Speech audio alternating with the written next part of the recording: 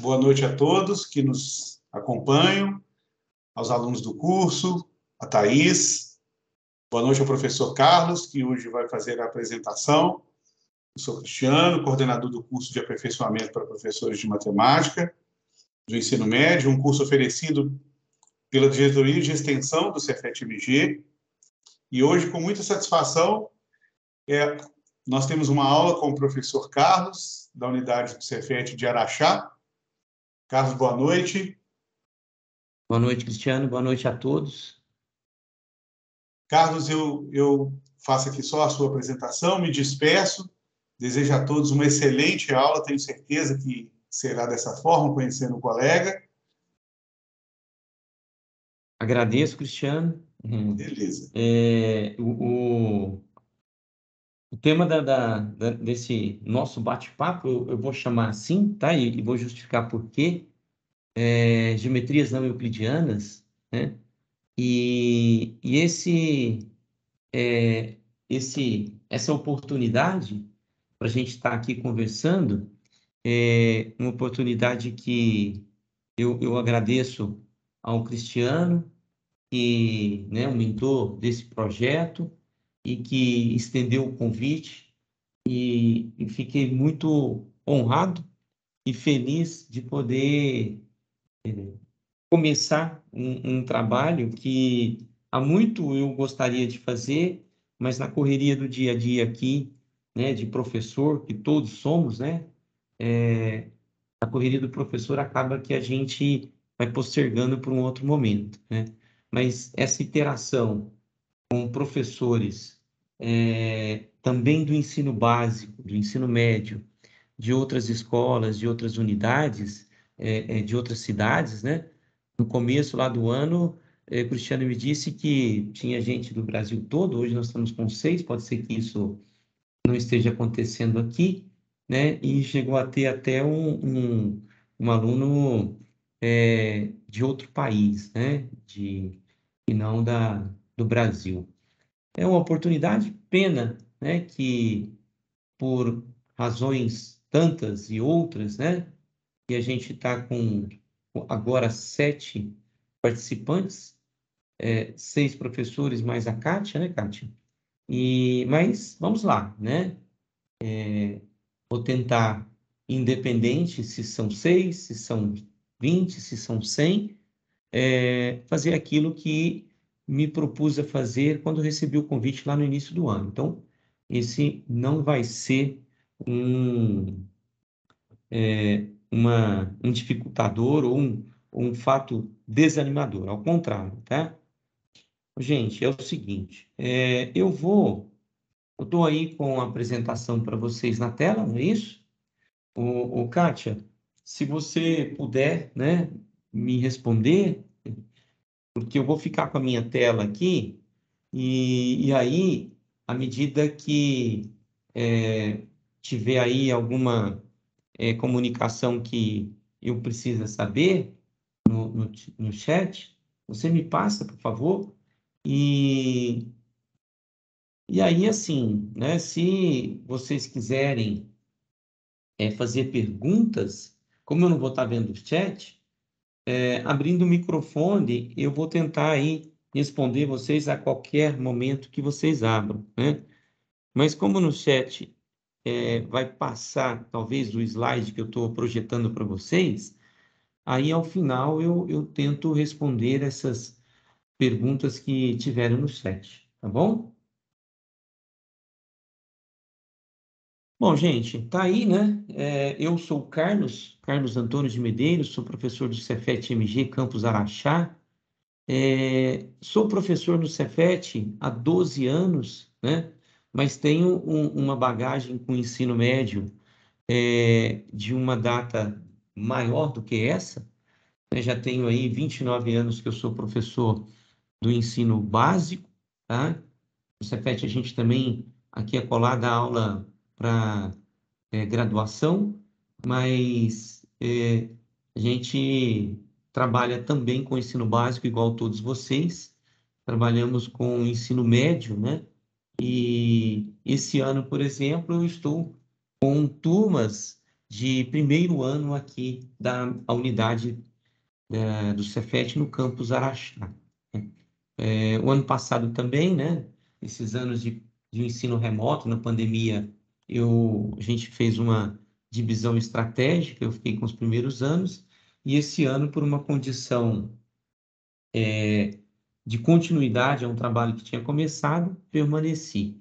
Então, estou no ensino médio, assim como todos vocês, e nos últimos 29 anos da minha vida que eu estou em sala de aula, nunca deixei de estar no ensino médio. Sempre fui, em momento algum, em ano algum, em nenhum mês desses 29 anos, deixei de ser professor do ensino médio também. Gosto muito, sou um entusiasta da educação, do ensino da matemática para o jovem, né? E trabalhar com o jovem é algo que me traz muita satisfação, muito prazer, né? Então, por isso que nunca deixei de ser professor. Para minha felicidade, há 12 anos, quando cheguei no Cefet, eu vim também para ser professor de ensino médio, tá? Bom, eu estou aqui para conversar com vocês um pouco sobre um tema que é pouco explorado, tanto na formação de professores de matemática, quanto nos programas de ensino de educação básica.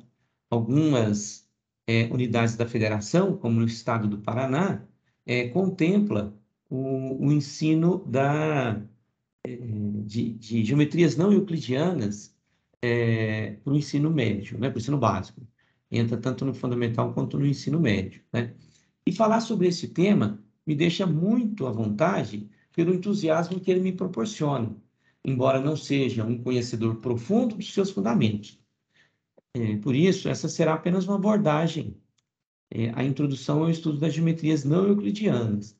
Talvez alguns de vocês, caso já tenha tido a oportunidade de ler ou estudar sobre o assunto, possam ter muito mais conhecimento do que aqueles ao qual este pouco tempo nos possibilitará conversar. Por isso, convido vocês para uma pequena viagem à história da matemática para compreender as molas propulsoras deste conhecimento tão importante para o desenvolvimento da ciência. Assim, gente, só fazendo um resgate histórico, né? Eu tive contato com geometria euclidiana geometria não euclidiana pela primeira vez no meu curso de formação de matemática. Eu tive uma disciplina, né? E mais do que cursar uma disciplina que tratava sobre as geometrias não euclidianas, eu também participei de um projeto de iniciação científica durante um ano em que eu estudei geometrias não euclidianas sob a orientação de um professor da minha graduação. Então, lá na minha formação, eu tive os primeiros contatos. E depois, não mais fiz curso ou estudei mais profundamente geometrias não euclidianas, a não ser leituras, né, que me suscitava aí a partir da curiosidade, né? A curiosidade me suscitava aí o desejo de ler e saber um pouco mais sobre esse tema. Não há como começar a falar sobre geometrias não euclidianas sem antes abordar a geometria euclidiana. A geometria esta que consiste num sistema de axiomas bastante naturais. Vocês já sabem que a geometria euclidiana funciona muito bem em superfícies planas. Pelo menos é o que se espera, né? Afinal de contas, a geometria euclidiana é uma geometria plana. Vocês podem observar nessas figuras aí algumas imagens que nós vamos explorar aqui. À direita, bem à direita aí, à esquerda, desculpa, né? Uma esfera com um corte, tá? E à direita, uma superfície que é conhecida como pseudoesfera, né? E nós, ao longo desse bate-papo, vou falar com vocês a, as geometrias não euclidianas, elas se caracterizam em cima de superfícies curvas, em superfícies com curvatura, diferente da superfície plana, que é uma superfície de curvatura zero, né? Aproveitando, então, mais algumas imagens, aqui vocês podem observar representações de triângulos em 3 superfícies. A esfera, né, a primeira ao alto, que é um triângulo desenhado sobre uma superfície de uma esfera. A segunda, que é uma superfície que se assemelha a uma cela, e ela recebe esse nome, cela. E, por último, aí, um triângulo desenhado numa superfície plana. E aí, à esquerda, estou apresentando a vocês aí já o conceito de curvatura de cada uma dessas superfícies. Da esfera, uma curvatura positiva, da cela, a curvatura negativa, e o plano é a curvatura nula. Antes de prosseguir com o tema, vou trazer para vocês aqui 2 questões, né? Esta aí é uma arte gráfica de um artista chamado Maurits Escher, conhecido muito pelo esse sobrenome Escher. Escher estudou as propriedades geométricas para criar seus mosaicos. Ele utilizava as transformações geométricas e os padrões geométricos a partir de divisões regulares das superfícies. Acredito que alguns de vocês devem ter visto alguma dessas obras já, do artista Escher.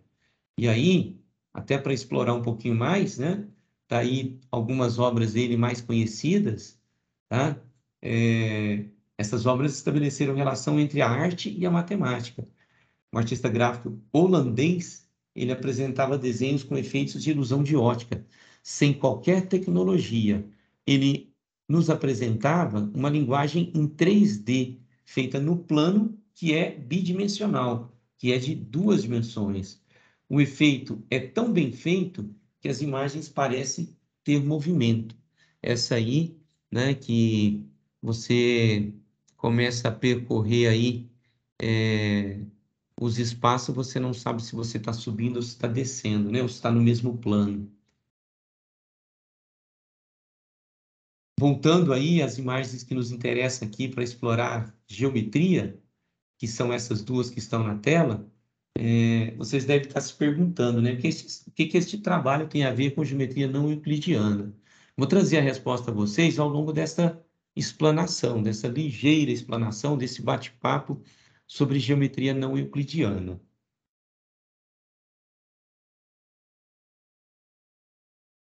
Uma segunda questão é uma pergunta, né, que trago aqui para você refletir aí instantaneamente.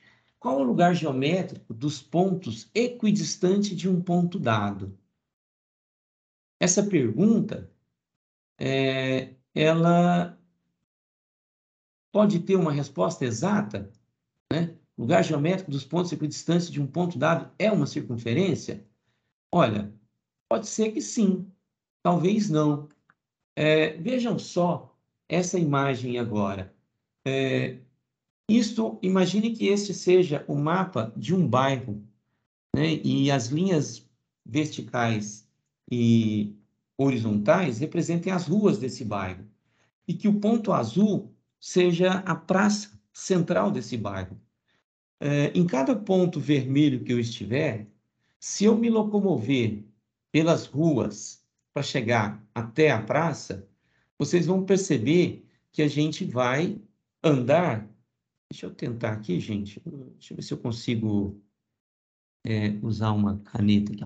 Você vai perceber que se eu sair desse ponto aqui, ó, se eu sair desse ponto, eu vou andar 1 quadra, 2, 3, 4 quadras e chego até a praça. Mas se eu escolher um outro ponto, por exemplo, esse aqui, e escolher um dos caminhos possíveis, que seja esse, ó, 1 quadra, 2 quadras, 3 quadras, 4 quadras. Então, esses 2 pontos estão igualmente equidistantes da praça. A distância desses 2 pontos à praça, andando pelas ruas do bairro, né, você pode pensar assim, mas e se eu andar em linha reta? Não tem jeito, né? Se você sai da sua casa e vai até a praça, sai passando aí por cima dos telhados e muros das casas, né? Você tem necessariamente que escolher um caminho pelas ruas e persegui-lo e segui-lo até chegar à praça. Diante disso, vocês vão ver que todos esses pontos em vermelho, todos eles, tá? qualquer um desses aí que eu estou marcando, ou os demais, a distância até a praça é a mesma, são 4 quadras, de forma que eu posso dizer que todos os pontos em vermelho são equidistantes do ponto em azul. E esses pontos em vermelho nos dá a nítida impressão visual de formar um quadrado. Então, os pontos do plano equidistantes de um ponto dado pode não ser uma circunferência, pode ser o quadrado se eu estiver nessa situação que aí está. Esse problema caracteriza uma geometria que está fora dos nossos padrões euclidiano aprendido na escola, lá desde os primeiros anos do ensino básico. E essa geometria aqui, ela ficou conhecida como geometria do táxi. A geometria do táxi, porque um táxi, um carro, teria que seguir aí, nesse meu exemplo, a rua, né? Observe que existem vários caminhos que ligam dois pontos e todos com o mesmo percurso. Diante disso, pergunta-se, a menor distância entre dois pontos é sempre uma linha reta? Ou é uma linha reta, né, por assim dizer? Ou essa menor distância, desculpa, essa menor distância é um caminho único? Vamos adiante nosso propósito e mais adiante a gente volta para tratar essas questões. Mas antes aqui, ó, só uma outra situação que também caracteriza a geometria do táxi, né? Que eu estou num ponto e vou a outro. Eu tenho aí o caminho em vermelho, o caminho em azul, o caminho em amarelo. Ô, gente, eu não sei se vocês estão visualizando essa cor, né? Não sei se tem alguém aí que talvez tenha alguma deficiência na cor, né? De identificar a cor. Então, peço desculpa. Vamos lá. Esse caminho que eu estou aqui, ó, marcando, é o caminho que eu tinha chamado de dito vermelho, né? O caminho azul é esse que mais parece uma escada, tá? Os degraus aí da escada. O caminho de vermelho, um caminho alternativo. Então, vocês vão ver que todos esses caminhos me levam de um ponto ao outro, percorrendo a mesma distância. Então, e o caminho em verde é um caminho que eu não consigo fazer dentro da perspectiva de andar sempre pelas ruas do bairro, né? Então, vocês vão ter aqui que dois pontos são ligados por vários trajetos distintos, porém de mesmo comprimento, né? Bom, mas vamos deixar um pouco da geometria do táxi aqui e vamos adiante para retomar isso aqui lá no final da nossa conversa de hoje, tá bom?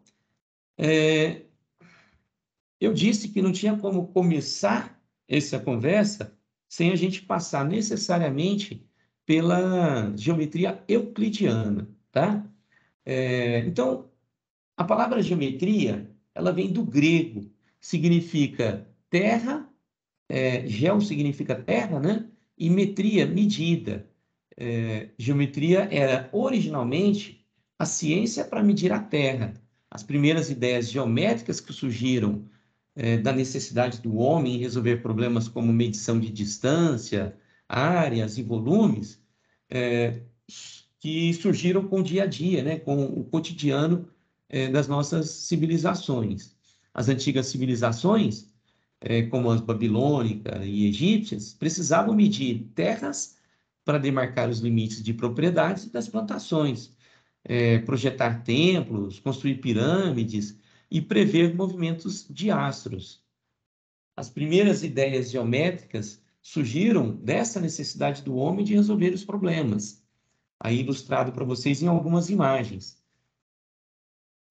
Essas civilizações aí, egípcias e babilônicas, precisavam, né, de controlar, por exemplo, após as cheias dos rios, as áreas que pertenciam a cada um, enfim. Aí surgiram as necessidades de conhecer um pouco mais de geometria.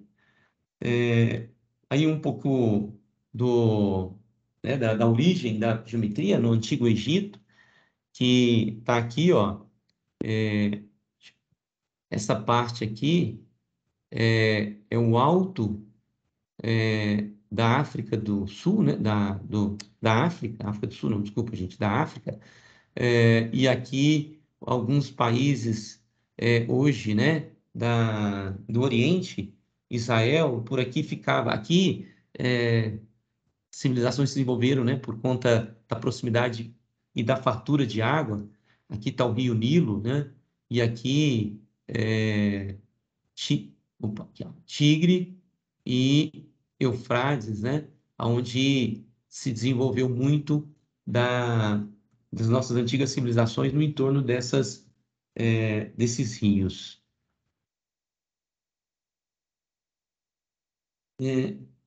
A geometria aqui, né? Um pouco um mapa também aqui, o Egito, né? Norte da África, né? Babilônia, Síria, e hoje aí, né? Síria, Jerusalém, aí para vocês tentarem se localizar aí no antigo Egito e na Babilônia.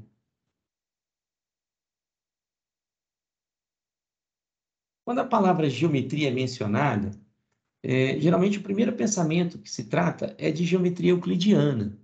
Euclidiano é aquilo que é relativo a Euclides e ao seu método. A geometria euclidiana é a geometria que se baseia fundamentalmente nos postulados de Euclides, né? Esta geometria, ela é bem intuitiva e é a primeira que a gente aprende na escola, ainda lá na infância. A geometria euclidiana, ela inclui alguns dos mais antigos conhecimentos matemáticos. E as geometrias não euclidianas, que é o objeto fim desse nosso bate-papo aqui, só foram largamente aceitas como legítimas no século XIX, tá? No século IV a.C., Euclides de Alexandria sistematizou, juntou, aglomerou todo o conhecimento geométrico dos seus precursores, intercalando teoremas já então conhecidos com as demonstrações de muitos outros que completavam lacunas e davam coerência, encadeamento lógico ao sistema por ele criado, né? Euclides, ele juntou conhecimento até então sobre a geometria e publicou isso na obra chamada Os Elementos, essa obra constituída de 13 livros, né? De 13 livros, e nesses 13 livros, os cinco deles foram dedicados à geometria plana. E nesses livros ele introduziu um sistema axiomático ou dedutivo, que parte de conceitos e proposições sem demonstrações, os chamados postulados, né, ou axiomas, para construir e apresentar de maneira lógica os problemas da geometria. Esses livros, eles apresentam, por exemplo, a noção de ponto, de reta, de plano, e essas são apresentadas como noções primitivas, ou seja, conceitos intuitivos. A geometria que se aprende no ensino básico é esta geometria, ou seja, a geometria euclidiana, aquela que estuda, entre outros conceitos, ponto, retas, planos, ângulos e objetos, por vezes tridimensionais, com comprimento, largura e altura, né? Mas sempre tentando a representação no plano. Mas falando em axioma, a geometria de Euclides é uma geometria axiomática, uma geometria baseada em axiomas, e nós vamos explorar bem isso aqui ainda, tá? O que é, né? O que seria axioma? Né? No tratado denominado de elementos, né? Na coleção de livros publicados por Euclides denominados de elementos, ele apresenta a geometria pela exposição de axiomas, postulados, proposições que são deduzidas, né? Como já tinha dito para vocês aqui. Mas o que vem a ser axioma?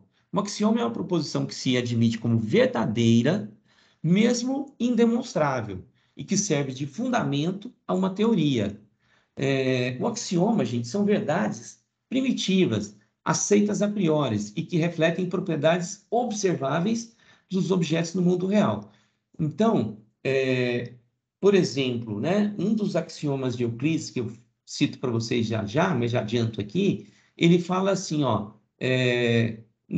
dado uma reta, existem pontos que pertencem a ela, bem como pontos que não pertencem a ela, né? Então, esta é uma verdade tratada como um axioma, porque ela não carece de demonstração. Ela é, por si, já justificável. E a partir desses axiomas, é possível provar outras afirmações. E essas afirmações, que são provadas, recebem o nome de proposições ou teoremas. Aqui eu trago para vocês os 5 postulados utilizados por Euclides nos elementos, né, na obra Os Elementos. O primeiro deles pode-se traçar uma única reta ligando quaisquer 2 pontos. Eu traduziria assim: por 2 pontos não coincidentes, passa uma e somente uma reta. Então, esse era um axioma, essa era uma verdade anunciada nos elementos que não carece de demonstração, ela não é demonstrável, não se demonstra que por 2 pontos não coincidentes passa uma e somente uma reta. A geometria de Euclides, a geometria euclidiana, ela foi fundamentada nos axiomas, que são 5 de Euclides, e esse é um deles, o primeiro.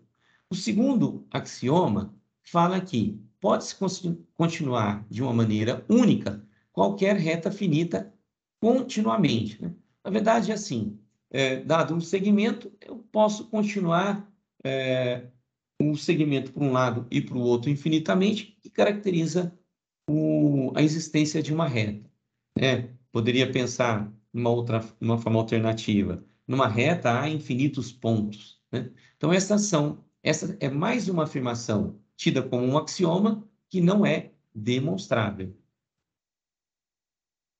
O axioma 3, ele diz: pode-se traçar um círculo com qualquer centro e qualquer raio.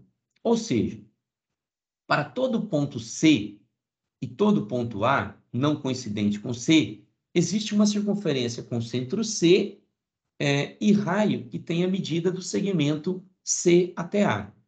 Dado 2 pontos, eu consigo aí, um é o centro, o outro é um ponto da circunferência, traçar uma circunferência. Também é uma verdade não demonstrável.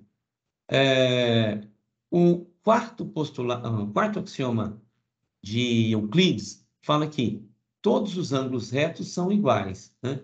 Todos os ângulos retos têm mesmas medidas. As medidas são iguais, ou seja, todos os ângulos retos são congruentes entre si. E aí vem o quinto postulado de Euclides, né? Que vai ser aí objeto de conversas aqui, da minha conversa com vocês. Eu vou falar muito sobre o quinto postulado de Euclides até o final. Na sua forma original, ele se apresentava como: se uma reta, ao cortar outras duas, forma ângulos internos do mesmo lado, cuja soma é menor do que 2 ângulos retos, então essas duas retas encontrar-se-ão no lado onde estão os ângulos cuja soma é menor do que os 2 ângulos retos, né? Gente, esse quinto postulado, mais à frente, ele foi apresentado de várias outras formas, né? Mas uma das outras formas é, por um ponto não pertencente a uma reta, passa uma e somente uma reta paralela à primeira. Mas, da forma com que ele está anunciado aqui, eu trago aí um desenho para vocês verificarem. Pessoal, estão me ouvindo? Eu estou aqui falando, vou sair aqui da minha tela de apresentação, vou tentar voltar aqui.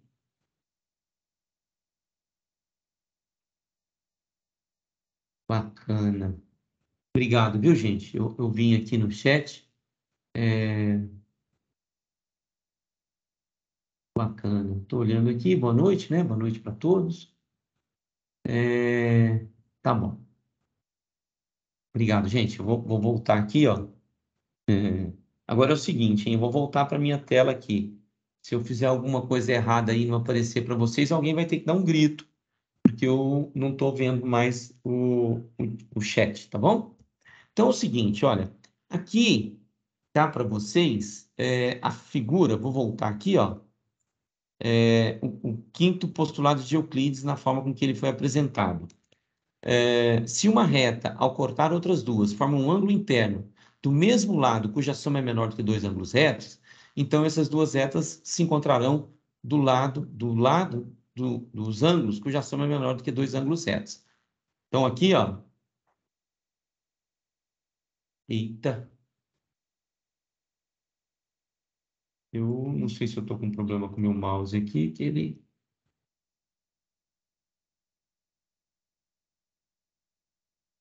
Só um segundinho, gente. Opa, agora já foi lá na frente. Vamos voltar. Essa era a figura que eu queria. Olha aqui.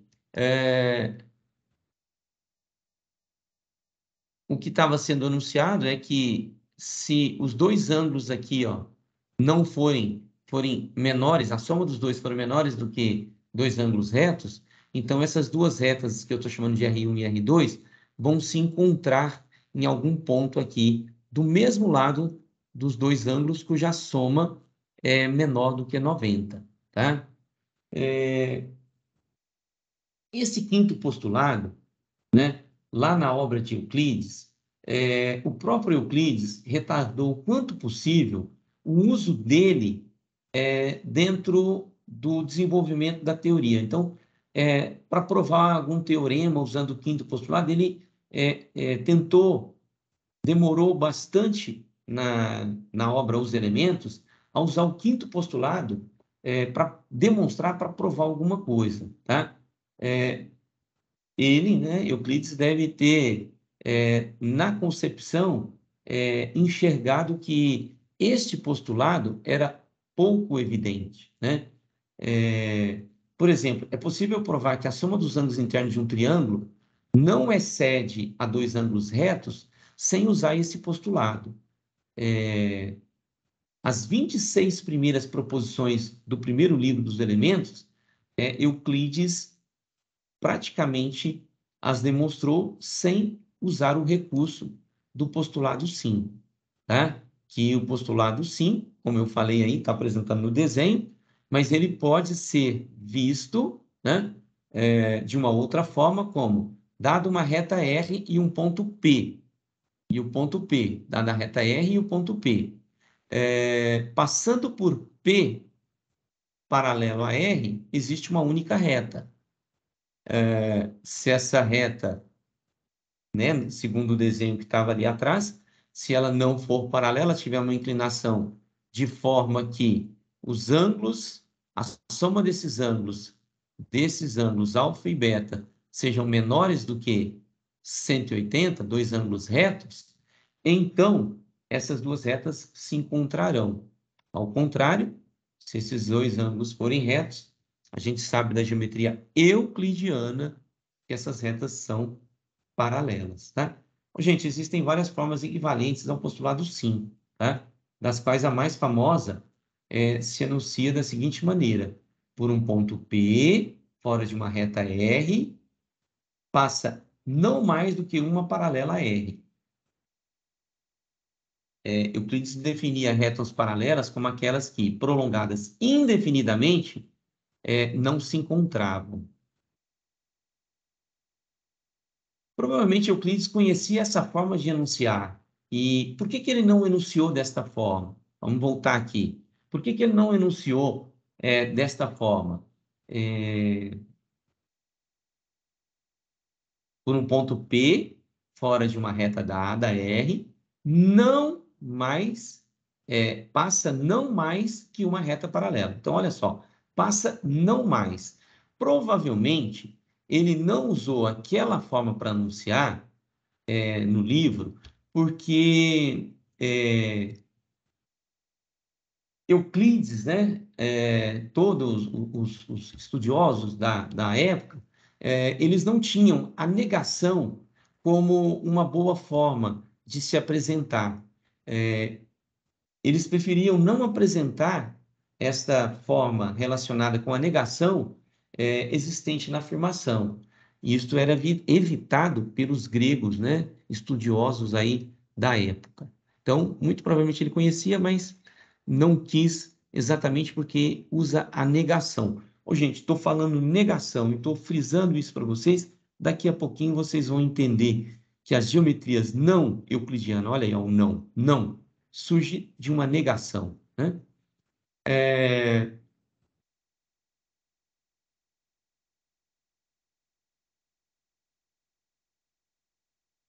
Bom, aqui também é o seguinte, convém observar que o fato de passar por P alguma paralela alguma paralela R era conhecida por Euclides, e ele pode ser deduzido...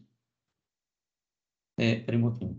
Não, o fato assim, ó, isso aqui talvez fosse conhecido, né? Desculpa, gente, eu já falei, é da negação.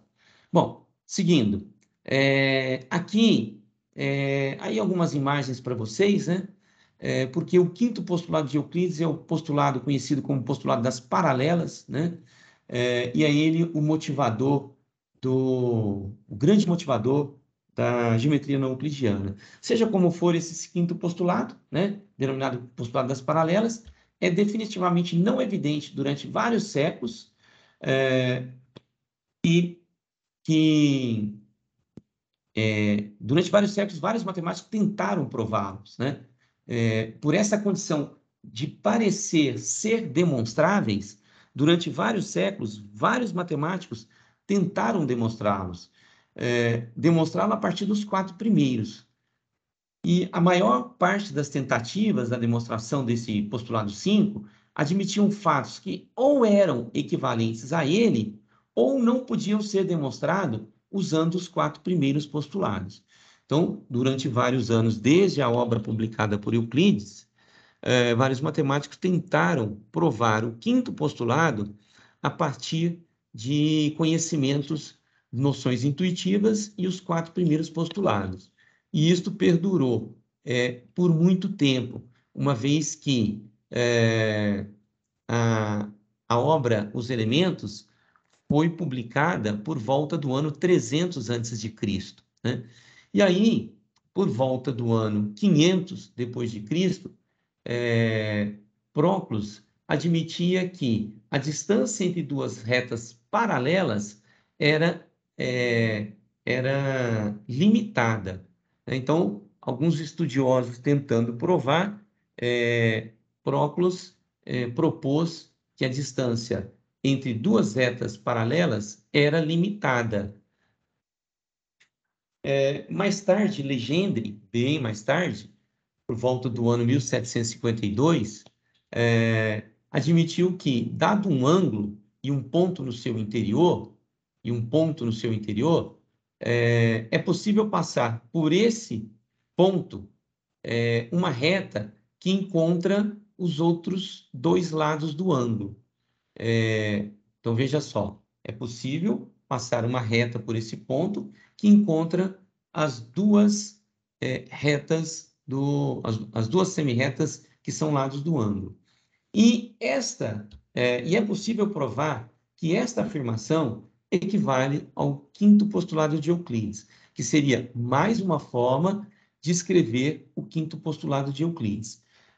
E uma outra forma de escrever o quinto postulado de Euclides, né, que então é uma forma de enunciar o quinto postulado de Euclides, é quando a gente afirma que a soma dos ângulos internos de um triângulo é 180. Né? Então, ao afirmar que a soma dos ângulos internos de um triângulo é 180, a gente está usufruindo do quinto postulado de Euclides. Nós estamos enunciando ele de uma forma diferente.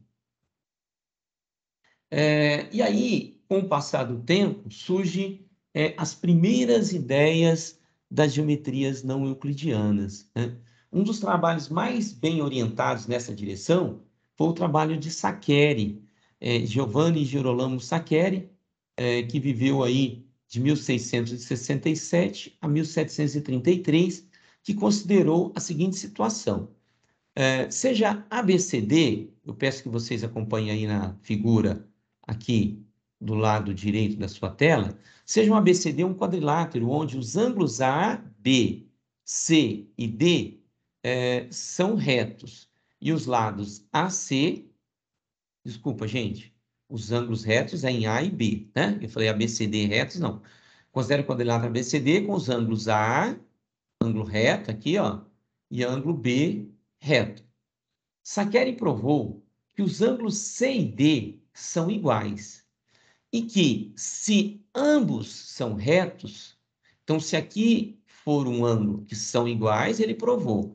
E ele provou que, se eles forem retos, é possível concluir daí o quinto postulado de Euclides, o postulado 5, que seria uma equivalência ao postulado das paralelas. Restaria provar que as hipóteses de serem ambos agudos ou agudos levariam a uma contradição. Então, olha só, ele disse que se esses ângulos eram retos, né, isto equivale ao postulado das paralelas. Agora, se esses ângulos não forem retos, forem agudos ou obtusos, isto me levaria à contradição ou à negação do quinto postulado de Euclides. E aí, então, começa os primeiros caminhos para tentar buscar a negação do quinto postulado de Euclides. Gente, vocês devem lembrar, né, de algum momento dos estudos de vocês, que a redução ao absurdo, embora os gregos não gostassem de trabalhar com a opção da negação, mas a redução ao absurdo, ela é uma forma de você demonstrar uma afirmação. Quando você tem uma afirmação e você quer prová-la, você nega essa afirmação. Se a negação dela te conduzir a um absurdo, eu não posso negá-la. Então, se eu não posso negá-la, admito que ela seja verdadeira. E isto é tido como uma forma de demonstração, né, chamada de redução ao absurdo ou prova indireta. Durante muitos anos, muitos matemáticos, deve ter ainda matemáticos, né, até hoje, que intitulam esse tipo de demonstração como pouco elegante. Não deselegante, mas pouco elegante. A demonstração direta é uma demonstração elegante. E a indireta, pela redução ao absurdo, pela negação, um tipo de demonstração não elegante. Bom, minha parte não tenho preconceito nenhum, né? Até porque tem as minhas limitações de conhecimento, então usar o recurso de redução ao absurdo, quando possível, sempre bom. Bom, aqui agora você tem nessa tela, uma situação em que alfa e beta, provado por Saccheri, iguais, porém, maiores do que 90, então ângulos obtusos, né? A hipótese de C e D serem obtusos levam a uma contradição com os 4 primeiros postulados. Gente, não me propus aqui a fazer demonstrações com vocês, tá? Como eu falei, a gente caminharia para um bate-papo, uma conversa, uma apresentação sobre a história e o desenvolvimento da geometria não euclidiana, né? Então, assim, é possível, buscando aí os trabalhos de Saccheri, que se alfa e beta forem ângulos maiores do que 90, em algum momento você vai contrariar um dos 4 primeiros postulados de Euclides. E o fato de... Olha só, gente, vou voltar aqui que Saccheri conseguiu provar que se eles forem ambos ângulos obtusos, vai me levar a uma contradição dos 4 primeiros postulados. Porém, se ambos forem agudos, menores do que 90, ele não conseguiu provar que essa hipótese levaria igualmente a uma contradição, tá? Um ponto importante do trabalho de Saccheri é que, na tentativa de demonstrar este fato, ele obteve várias proposições interessantes que decorreram de se negar o quinto postulado de Euclides. Por exemplo, né, concluiu que 2 retas paralelas não são equidistantes. Quando ele negou o quinto postulado de Euclides, ele concluiu que duas retas paralelas não são equidistantes. Ou elas se aproximam, como vocês estão vendo nessa representação aqui, tá?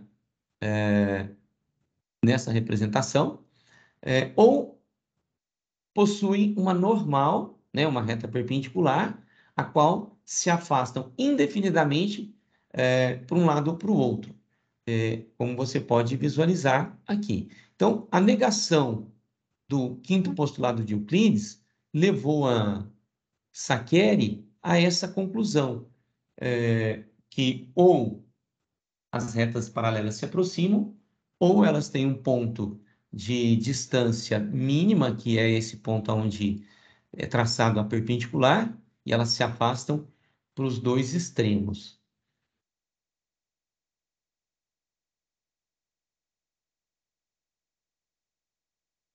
Bom, um pouco mais tarde, né, outro matemático, Lambert, retomou a hipótese do ângulo de Saccheri, do ângulo agudo de Saccheri, esse que ele não conseguiu provar, para obter uma contradição. Da mesma forma, ele conseguiu obter proposições estranhas, porém nenhuma contradição.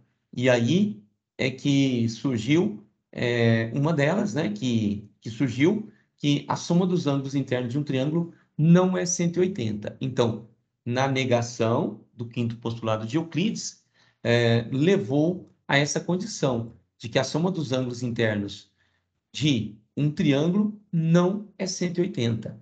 Então, veja que as coisas vão se desenhando. Negar quinto postulado de Euclides me leva a algumas condições, lá atrás, tidas como estranhas, como a soma dos ângulos internos de um triângulo não é 180.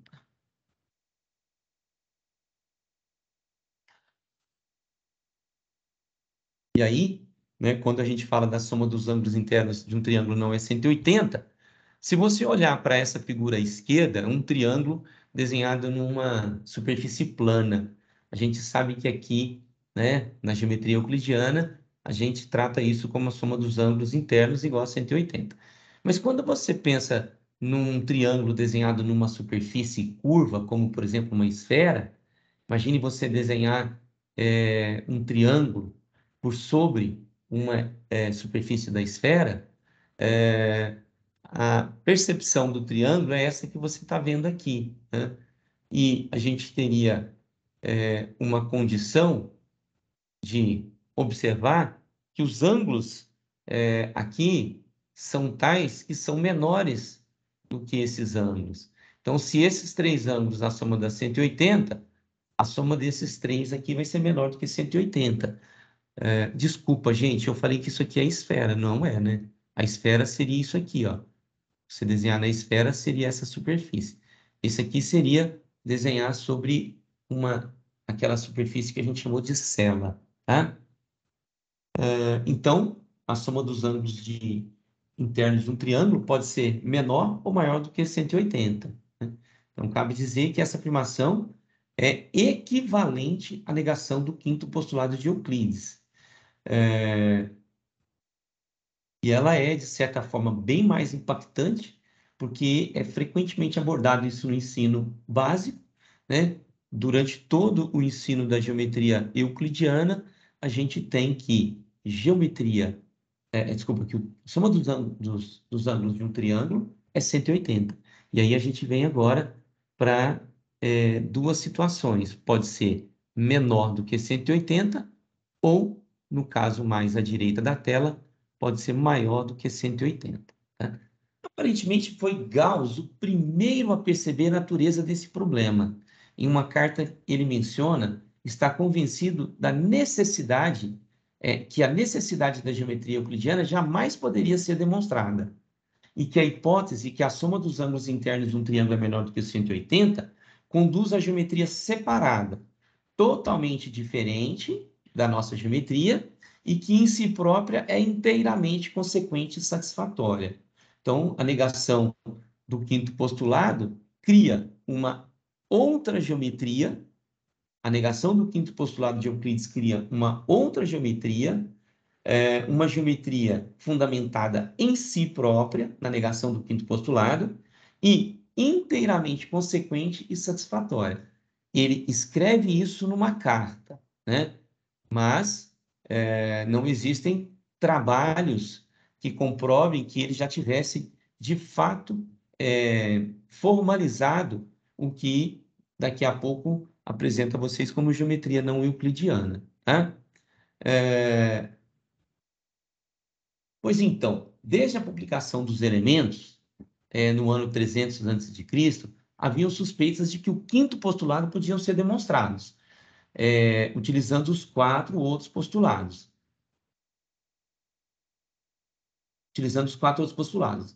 E muitos matemáticos tentaram demonstrar, mas só lá por volta do ano 1830 surgem suspeitas que talvez outras geometrias pudessem ser desenvolvidas, contradizendo o postulado das paralelas, ou o postulado de Euclides, ou o quinto postulado de Euclides. Portanto, não poderia ser demonstrado a partir dos outros.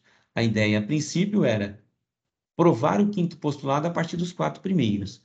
Chegou-se à condição de negá-lo para chegar num absurdo. Não se chegou em absurdo, chegou em algo tão consistente quanto a própria geometria que considerava o quinto postulado verdadeiro. E aí, então, dois matemáticos, Janusz Bolyai e o russo Nikolai Lobachevsky, publicaram de forma independente um do outro as descobertas de geometrias não euclidianas, ou seja, neste caso, as geometrias que negavam os postulados das paralelas de Euclides. Os postulados, né, das paralelas descritos por Euclides. Gente, isso aqui eu vou fazer um paralelo para vocês com a história do cálculo, né? O cálculo diferencial integral, a gente sabe que ele foi concebido por dois grandes pensadores da nossa história, né? Que é o Leibniz e Newton, Isaac Newton e o Leibniz, né? E pela própria forma com que se apresentou o cálculo nos documentos, né? A gente tem provas, né? De que os dois realmente fizeram um independente do outro, né? E aqui a gente está falando de dois matemáticos que publicaram simultaneamente e de forma independente os achados, né, as descobertas das geometrias não euclidianas. E digo mais, né, tem uma frase célebre de Newton, que vocês devem conhecer, que diz assim, em que Newton disse o seguinte: se eu enxerguei longe, é porque eu estive apoiado em ombros de gigante, né? E isto traduzia o que, na verdade, foi o desenvolvimento do cálculo. O cálculo ele foi se desenvolvendo e quando chegou aos trabalhos de Newton e Leibniz, muitas descobertas já tinham sido feitas por matemáticos que os antecediam, né? O próprio Riemann, né? As somas de Riemann, né? Que vou falar dele já já aqui, foi um dos que contribuíram e muito para o cálculo, né? Então, aqui de novo, né? A geometria não euclidiana começa com Saccheri, a negação, a construção da geometria não euclidiana pela negação do quinto postulado de Euclides, começa por Saccheri, e vocês viram aí alguns matemáticos que foram evoluindo essas ideias até chegar ao trabalho de Janusz Bolyai e Lobachevsky. Tem uma curiosidade: Bolyai era filho de um matemático, né? E o pai dele trabalhou sobre a geometria não euclidiana, né? Não alcançou resultados como o filho, né? E quando ele soube que o filho estava trabalhando, ele clamou ao filho que abandonasse esses estudos, porque não levaria a nada e o faria perder grande parte da vida dele, restringindo lazer, diversão, família, né? E Bolyai, assim, persistiu e publicou, né? Mas Bolyai, ele até faleceu aqui 1860, né? E o Lobachevsky em 1856, muito próximo um do outro, né? Mas se a gente olhar aí, eu acho que Bolyai foi um pouquinho mais novo, né? E a história de Janusz Bolyai também é uma história meio triste. De vez em quando a gente encontra umas histórias de matemática meio triste, né?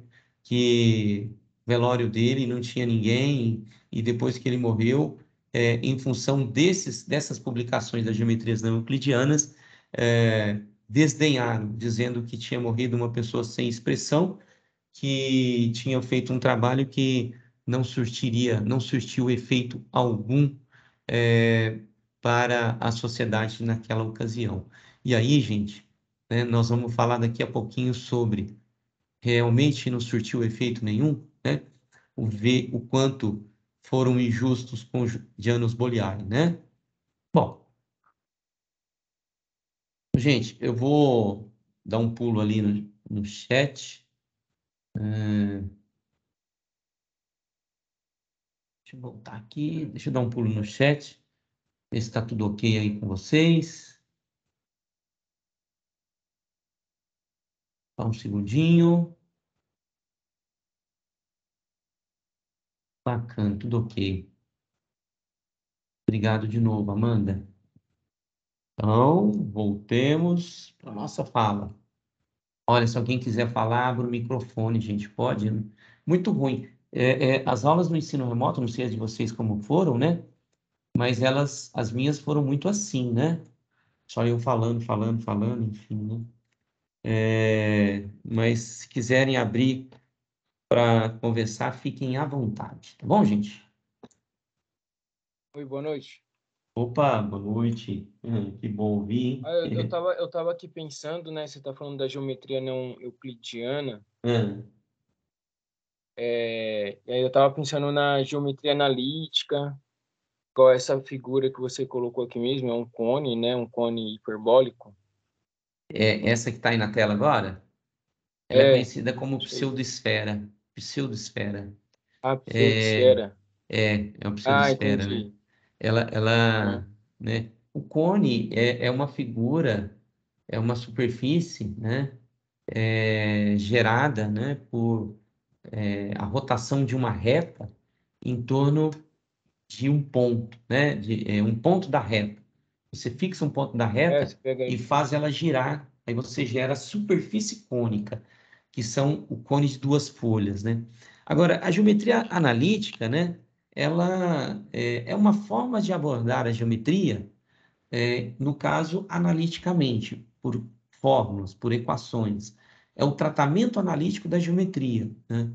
Ela não caracteriza uma geometria, é, ela não se Somático. coloca como uma geometria é, a mais, como é a geometria euclidiana, e no plural, geometrias não euclidianas, né? Ela, na verdade, é uma forma de você pegar uma determinada geometria, pode ser euclidiana ou não euclidiana, e trabalhar analiticamente, por equações, por expressões. É, no caso, a geometria analítica do plano, em duas dimensões, com o tratamento de duas variáveis, e a geometria no espaço com o tratamento de três variáveis, né? E aí, no caso, vamos lá no finalzinho só deixar uma pergunta para vocês, né? O nosso espaço, o espaço em que nós vivemos, né? O espaço tridimensional nosso, ele é um espaço de curvatura nula? Ele é um espaço de curvatura positiva, negativa, né? Mas já adiantando aqui, né?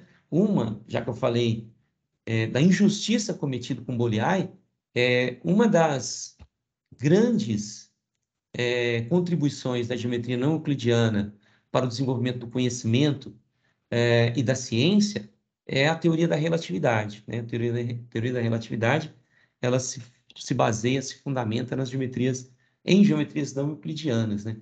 Em geometrias de espaços curvos, não vou dizer não euclidianas, espaços curvos, que pode ter curvatura negativa, curvatura nula, que seria não ter curvatura, e curvatura positiva.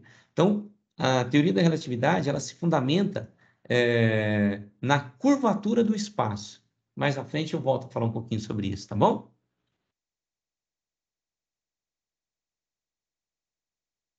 Bom, eu acho... É isso, estava aqui, fui tentar clicar aqui, errei, mas é aqui o próximo, né?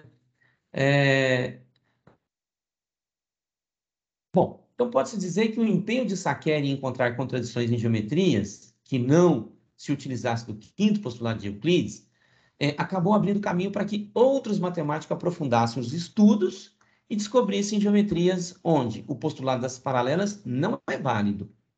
Essas geometrias ficaram conhecidas como geometrias não euclidianas, pois elas se fundamentam na negação do quinto postulado de Euclides, tá? Então, nega o quinto postulado de Euclides, você vai criar uma geometria chamada geometria não euclidiana. E os 4 primeiros postulados continuam válidos para a geometria euclidiana e para as geometrias não euclidianas, né? Então, essa denominação não euclidiana ocorre em função da negação do quinto postulado de Euclides. Tudo bem? Vamos E o prosseguindo. o quinto postulado é o das retas paralelas, né? Então é a partir Isso, daí que isso. a partir daí que surge essa geometria não euclidiana. Exatamente. O postulado das paralelas, né? Que a ideia era até mostrar não, falar, né? Não estou mostrando nada. Que quando você fala que a soma dos ângulos internos de um triângulo é 180, isso é uma forma equivalente de você falar do postulado das paralelas, tá? E tem outras formas equivalentes a ela, né? São várias, mas as mais famosas são essas duas aí, tá bom? Bom, gente, então nasce a geometria não euclidiana pelo trabalho de Bolyai e Lobachevsky. Ela nasce formalmente, ela já veio sendo gerada numa forma de embrião, mas Lobachevsky e Bolyai estruturam e publicam trabalhos a respeito da negação do quinto postulado e das consequências dessa negação, né? Então, as publicações de Bolyai e Lobachevsky foram as percursoras, porém, elas não foram suficientes para convencer o mundo matemático da possibilidade das geometrias não euclidianas. Dessa forma, outros estudos matemáticos avançaram, outros estudiosos matemáticos, né, avançaram nas geometrias não euclidianas. Um deles foi esse que está na tela, Riemann. Acredito que já seja um conhecido de vocês pelas aulas de cálculo que fizeram lá na faculdade, né, na graduação. E Riemann teve o privilégio de mudar radicalmente o conceito de espaço, que é o objeto de estudo da geometria. O espaço, né, que falei com vocês agora há pouco, que mais adiante vou falar aí, quando mencionar um pouquinho sobre o estudo dos cosmos, né, cosmologia. Outro que também trouxe, né, algum trabalho conclusivo sobre geometria não euclidiana para reforçar os trabalhos de Lobachevsky e Bolyai foi Eugênio Beltrame, tá? Ele exibiu um modelo de geometria não euclidiana, mais especificamente chamada de geometria hiperbólica, Então, veja só, começa a surgir as geometrias não euclidianas. Estou falando para vocês de uma delas, a geometria hiperbólica, que permitia interpretar os fatos dessa geometria em termos da própria geometria euclidiana. E aí você está vendo aí, ao lado da foto do Beltrame, uma pseudoesfera. Então, foi ele o percussor da pseudoesfera, o estudo da geometria na pseudoesfera, caracterizada como geometria hiperbólica, porque nos estudos, e aí se a gente for aprofundar os nossos estudos, vocês vão encontrar mais semelhanças de tratar os elementos da geometria euclidiana nessa superfície do que você encontra em outras superfícies, como, por exemplo, aquela que eu apresentei lá no começo, que se assemelha a uma cela. Outros modelos também foram construídos por Félix Klein e por Henri Poincaré. Henri Poincaré né, que tanto Félix Klein como Henri Poincaré, que viveram aí até o século passado, né, que pelo menos foi o século que eu nasci, não sei vocês, né? Então, ele, de certa forma, vivi no mesmo século que esses dois aí.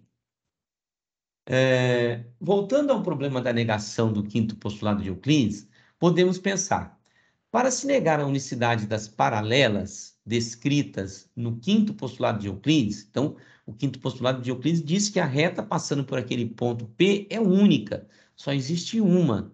Negar isto nos leva a dois caminhos. Um é formular que existe mais de uma reta paralela passando por esse ponto P. E outra formulação é de que não existe retas paralelas. Então, uma negação do quinto postulado de Euclides é dizer que existe mais de uma. Quinto postulado de Euclides diz que existe só uma reta passando por P. Vou negar, negar isso é assumir que existe mais de uma ou que não existe nenhuma. De acordo com essas duas possibilidades, surgem, então, os dois tipos clássicos de geometrias não euclidiana. A geometria hiperbólica, que ela está representada aí numa superfície de curvatura negativa, estou usando a cela, né?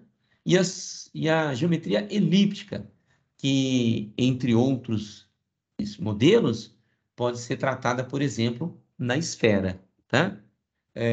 Mas vocês vão ver que tem desdobramento disso, né?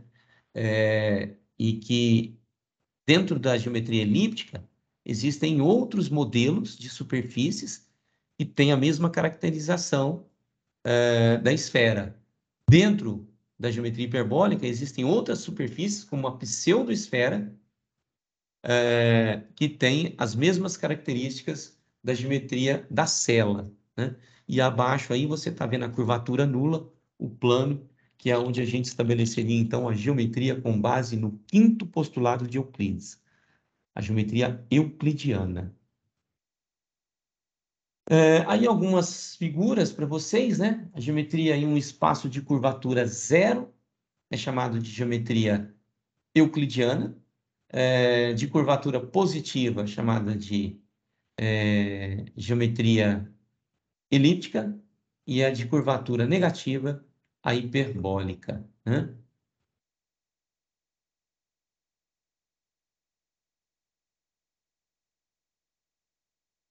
Bom, seguindo. Então aí, né, voltando, né, geometria elíptica, hiperbólica e euclidiana, né, nas superfícies com as respectivas curvaturas. Eu vou entrar na discussão aqui de curvatura, tá, gente? Um assunto também aí que não seria nem pertinente a desenvolver no ensino médio, né? Mas talvez citar, né? Por exemplo, às vezes eu falo nas minhas aulas, né, que uma reta, toda curva pode se medir toda curva pode se medir a curvatura, né? E que uma reta é uma curva que se mede a curvatura, né? Que é a curvatura nula, né? Aí, né, dá para fazer uma abordagem assim, para falar, por exemplo, pega uma circunferência, né? E aí você citar que a curvatura é dada a medida da curvatura é dada pelo inverso do raio, né? Quanto maior a circunferência, maior o raio da circunferência, maior a curvatura se aproxima de uma reta, né? Que seria a curvatura zero. 1 sobre R, quando R é muito grande, tende para zero, né? Mas, enfim, né, não mais do que isso, é o que eu consigo explorar de curvatura. Também, né, gente, se eu me propor a fazer um estudo aí, se alguém já fez, alguém já tem alguns passos adiante dos meus conhecimentos, né, talvez possa me ensinar aí alguma outra estratégia para abordar isso também no ensino médio, tá bom? Na geometria hiperbólica, o postulado de Euclides é substituído por aquele que afirma que por um ponto P fora de uma reta, existe mais de uma reta paralela à reta dada, tá? Então, qual é a geometria hiperbólica? Volta aqui, ó. Geometria hiperbólica é a geometria da curvatura negativa. A hiperbólica ou curvatura negativa, nela se caracteriza que vai existir mais de uma reta passando por P paralelo à reta S. Daqui a pouco eu trago esses exemplos aí numa superfície para vocês. Enquanto que a geometria elíptica postula-se que não existe reta paralela a S passando por P. Pensando no quadrilátero de Saccheri, enquanto na geometria euclidiana temos que os ângulos C e D retos, né? Os ângulos C e D aí no alto, né? São retos. Nas geometrias não euclidianas, que são as outras duas, temos um ângulo alfa e beta obtuso, maior do que 90, caracterizando a geometria elíptica. E nos ângulos agudos, caracterizando a geometria hiperbólica. Tá? Então, veja assim, ó, isso aqui é uma forma equivalente do postulado das paralelas. Né? Então, eu mostrei há pouco como é que seria a elíptica e a hiperbólica, o postulado das paralelas, dado uma reta e um ponto fora, como é que se comportaria a elíptica e a hiperbólica naquele caso. Mostro aqui, né?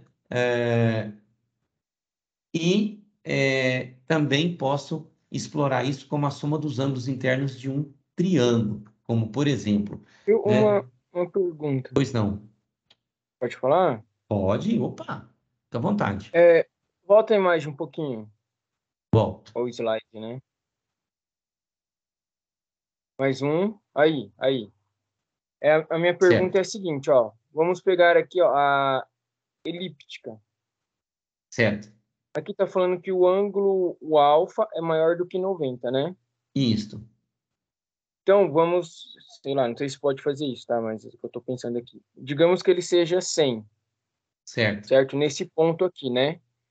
Aí eu certo, vou passar uma perpendicular um pouco mais para minha direita.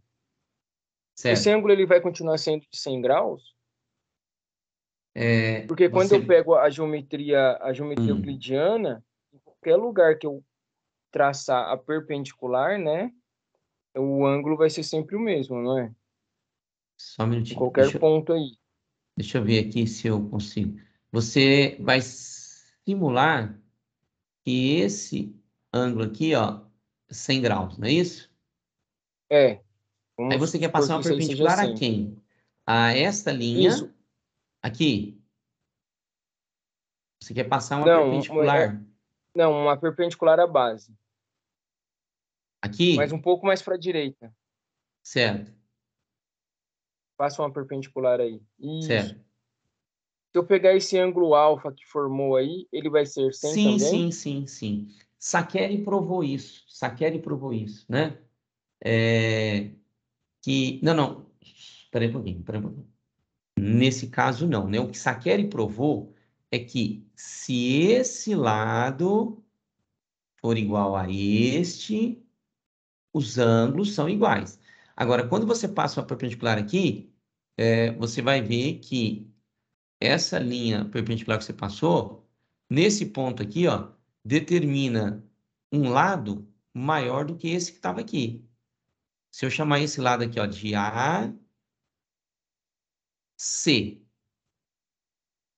e eu chamar esse aqui de ABC, E, e, FG, vai, ABCD, F, aqui é um ponto F, e aqui o ponto G, FG é maior do que AC, não é isso? uhum, Então, esse ângulo aqui não vai ser igual a esse. Saccheri provou que os dois ângulos são iguais quando os dois lados opostos são iguais, tá? Então, você vai ter um outro ângulo aqui. Você vai ter um outro ângulo, tá? Dá para a gente tentar aqui antever se ele é maior ou menor do que aquele alfa, né? Ele vai ser um ângulo que ele vai crescendo, ele vai Ele vai Isso eu acho que crescendo, deve ser né? menor, né? Vai ser E, menor. isso, ele vai decrescendo, desculpa. Até chegar nesse lugar aqui, que ele é 90 graus, ó. Quando ele chegar bem no meio, ela vai formar lá em cima e aqui embaixo 90 graus, tá? Então, aqui é maior do que 90, 100, aqui é 90. Então, ele vai diminuindo até chegar a 90. Chegou em 90, ele aumenta até chegar ao valor de 100 novamente. Tá certo? Não, Respondido? ok. Sim. Vamos Não, seguir é, lá. é que eu tava pensando o Vamos seguinte, seguir. assim, para Hum. como que eu, por exemplo, hoje a gente pode usar o transferidor, né, para medir um ângulo, Aham. mas nesse caso aí, como que poderíamos medir esse ângulo? Mas é que você está Porque aí tem uma pensando na curva, né? geometria em E aí como que a cima. gente mede? Você Isso, você está pensando na geometria em cima de um papel posto na mesa. Pega um papel em cima da mesa, vai usar o transferidor, é isso que você está pensando, né? É que eu tô pensando na sala de aula, né? Por exemplo, se fosse explicar isso para algum Isso, aluno, no quadro, como que eu poderia, como ou no que quadro, então, né? Mas, perdão, qual que é o seu nome? Dimas, Oi? Qual que é o seu alô? nome? Só Dimas, para... escutou? Alô? Ah, tá bom, pera um pouquinho. Alguém caiu, fui eu e voltei? Agora eu tô te Não, ouvindo. escutei. Eu perguntei qual é o seu nome? Dimas. Dimas.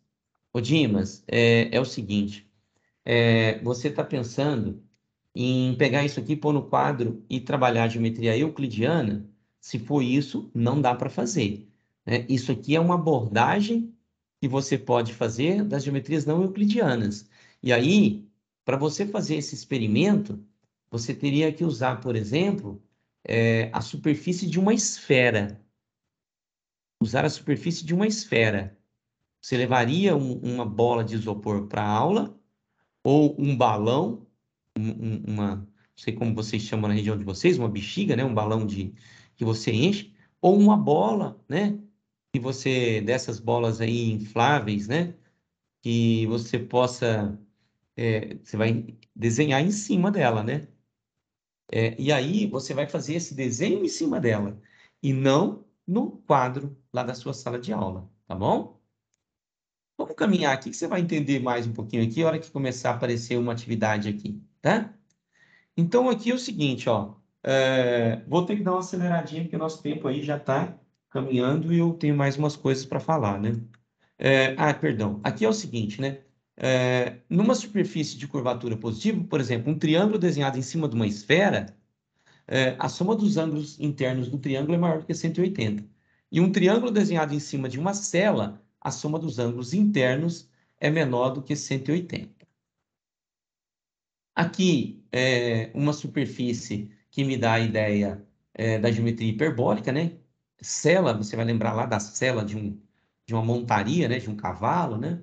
É exatamente isso, ela se assemelha à cela e por isso ela leva esse nome, tá? E numa cela, a gente diz que ela tem curvatura negativa, porque duas curvas, por um ponto, eu consigo traçar duas curvas com curvaturas para lados opostos.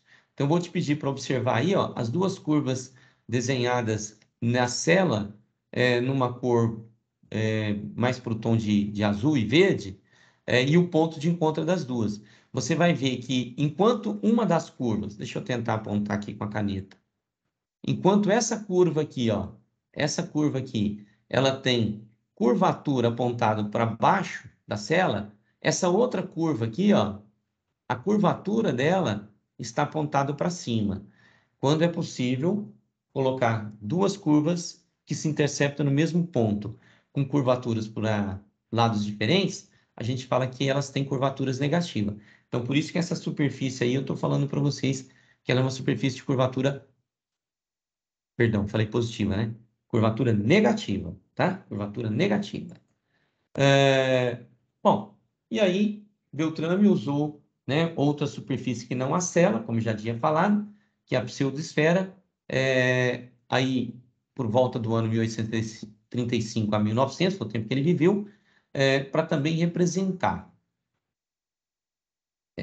Uma outra visão da pseudosfera que Beltrame mostrou é que essa superfície exige propriedades requeridas pela geometria hiperbólica de curvatura negativa, isto é, qualquer ponto da pseudosfera, do mesmo modo que na cela, pode-se obter curvas que se cruzam com curvaturas em sentidos opostos.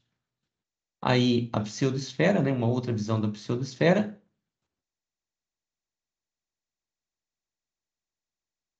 E aqui mais uma visão, percepção da pseudosfera, né, que você pode pensar que essa figura ela é gerada por uma tractriz que gera em torno de um eixo, de uma reta. Você pega essa linha, essa curva em vermelho aqui, ó, e gira ela, faz ela rotacionar em torno desse eixo, vai formar uma superfície que é essa que a gente chama de pseudosfera, tá?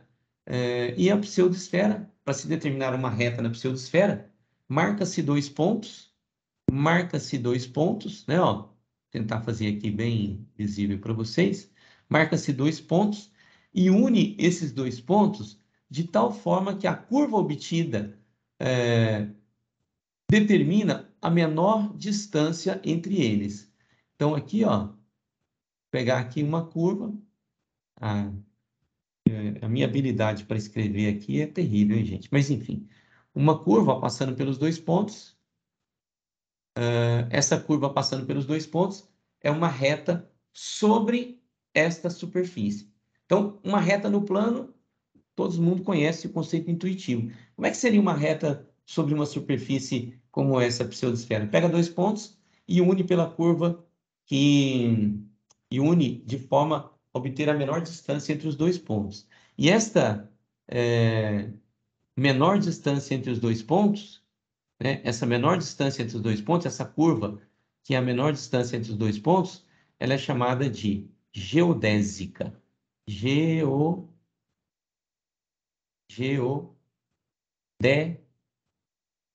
sei se vai aparecer aí para vocês no final. Geodésica. Né? Que é uma geodésica? É uma curva numa superfície de curvatura. Né? De curvatura diferente de zero. Né?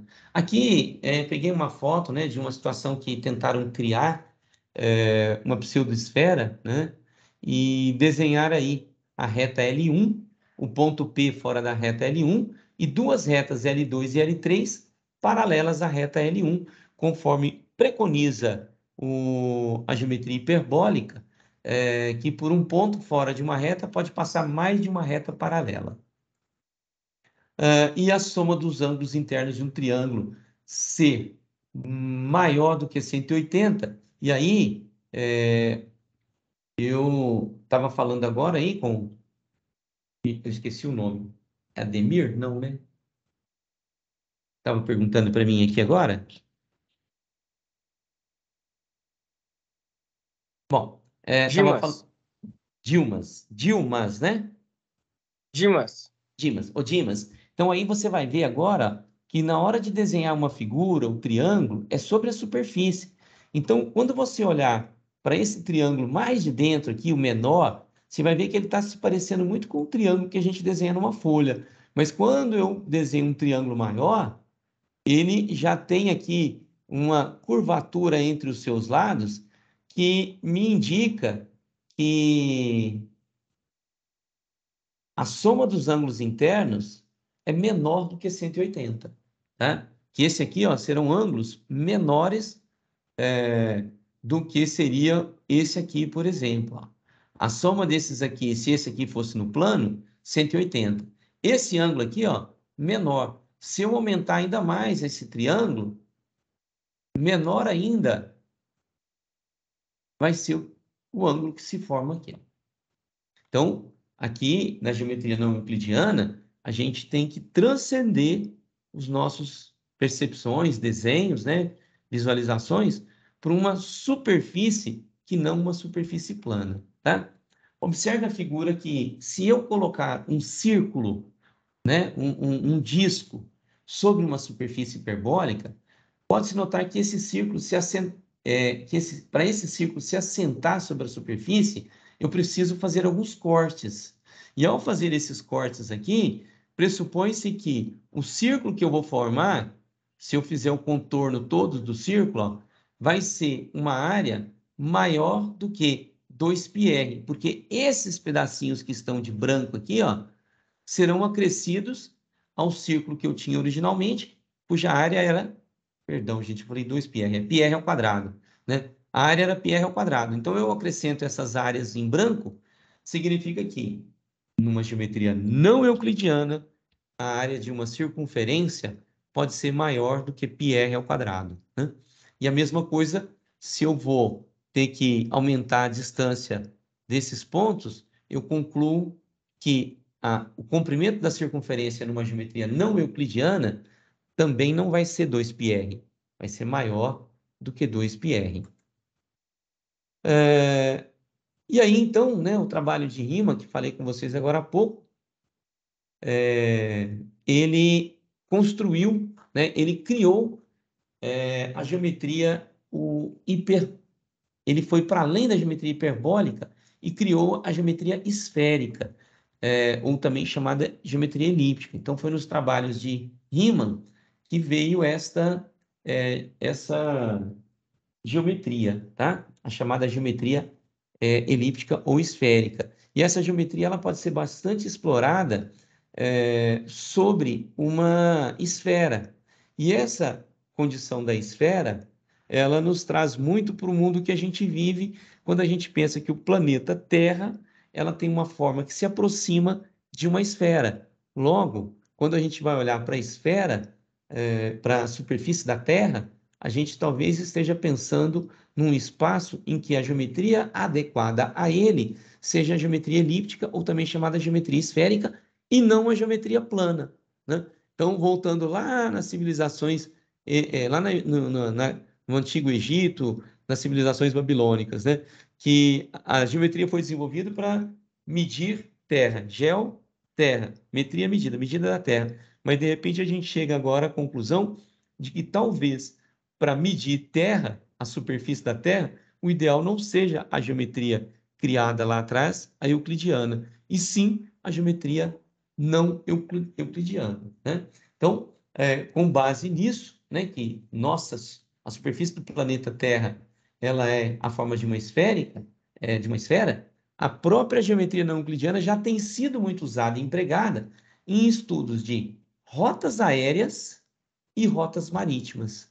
Quando a gente pensa num avião deslocando, né, pelo espaço aéreo em torno do planeta Terra, ele está descrevendo trajetórias curvilíneas, circulares, né? E aí, então, essas rotas não são linhas retas, são linhas curvas. A mesma coisa quando a gente pensa no deslocamento de um navio num oceano. Quando ele se desloca 1.000 quilômetros, ele não andou em linha reta. A trajetória que ele descreveu foi linhas curvas, né? E aí, então, para tentar esclarecer um pouco mais para o Dimas, algumas proposições aqui para você explorar a geometria não euclidiana em sala de aula. Suponha um navio parta de um ponto da linha do Equador e navega 1.000 quilômetros no sentido norte. Em seguida, gira 90 graus e navega mais 1.000 quilômetros para o leste. Depois gira mais 90 graus e navega 1.000 quilômetros no sentido sul. Ao final desse trajeto, qual foi o caminho percorrido? E qual vai ser o deslocamento, né? Bom, analisando esse problema sobre a superfície do globo terrestre, e aí tem a figura para você observar, né? Ele vai percorrer, assim como se a gente estivesse pensando numa superfície plana, 3.000 quilômetros, né?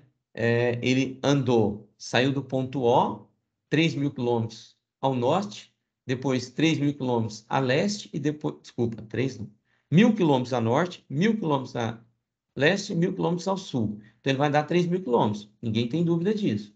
Agora, a distância entre o ponto O e o ponto F, que seria o deslocamento desse navio, ele pode não ser 1.000 quilômetros. Ele pode ser 1.000 quilômetros como pode não ser 1.000 quilômetros. Ele pode ser maior do que 1.000 ou ele pode ser menor do que 1.000, né? Se os pontos O e F, como pressupõe essa imagem, estão sobre o Equador, né?